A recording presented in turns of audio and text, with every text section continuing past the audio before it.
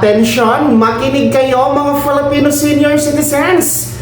Universal Social Pension. Ngayon na, pag-uusapan natin dito sa video. Hello mga ka-vlogs, welcome dito sa aking YouTube channel. Magandang araw po sa lahat ng mga manonood. Saan po kayong dako sa mundo? Kumusta mga ka-vlogs? Well, eto anunsyo mula sa National Commission of Senior Citizens or NCSC kung saan pinananawagan ito na ang Universal Social Pension Bill ngayon na dapat isabatas. Yes mga ka-vlogs, nagkaroon po ng sesyon dyan sa Kamara o House of Representatives, particular po sa Senior Citizens Committee, na pinamumunuan po ni Representative Milagros Aquino Magsaysay, kung saan dinaluhan po ito ng National Commission of Senior Citizens or NCSC na sa pangunguna ni NCSC Chairperson Attorney Merceditas Gutierrez at ng Acting National Director na si Miss Ana Marie Calampit mga ka-vlogs.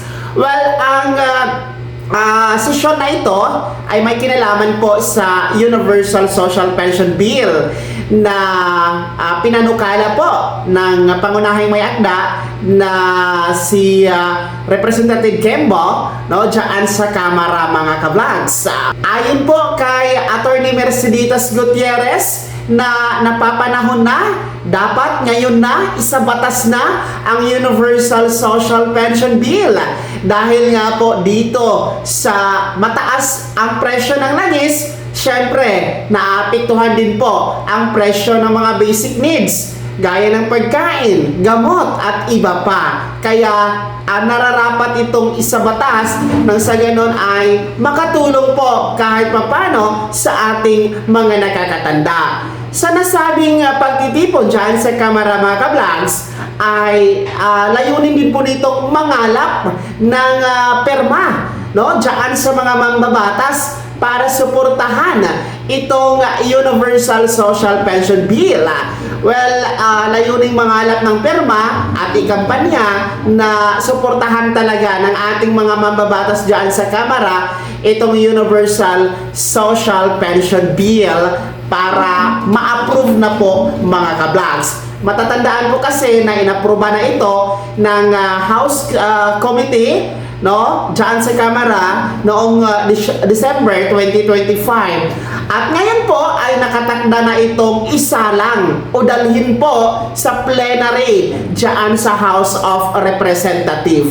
So, sana naman po ang ating panawagan dyan sa Kamara sa ating mga mambabatas dyan na pwede bang suportahan nyo na, pwede bang i-approve nyo na, i-priority nyo na itong inaantay na Universal Social Pension Bill. Isabatas na po ito mga ka-vlogs, gawing urgent ito kasi biruin nyo mga nakakatanda ang makikinabang dito na tinatayang nasa 11 million ang bilang ng mga senior citizens na makikinabang dito. At syempre ito po ay magbibigay ng end o katapusan, wala nang diskriminasyon po. It's either indigent or hindi kasi lahat po kasama dito, wala nang pipiliin. Kaya dapat suportahan ito ng ating mga mambabatas.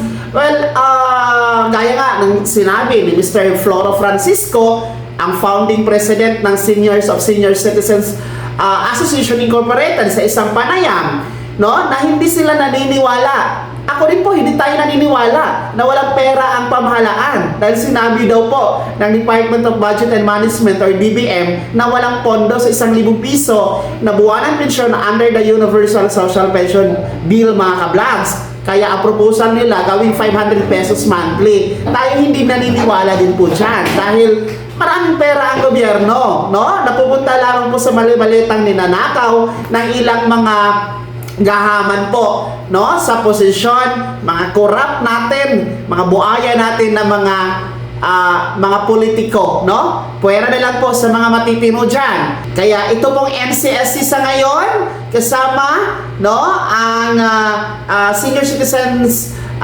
Committee dyan sa Kamara, led by Representative Milagros Aquino Magsaysay, no? Kasama po ang pangunahing may akda ng Universal Social Pension Bill na si Representative Kimbo, nananawagan po dyan sa Kamara na ngayon na ipasa na po ang Universal Social Pension Bill.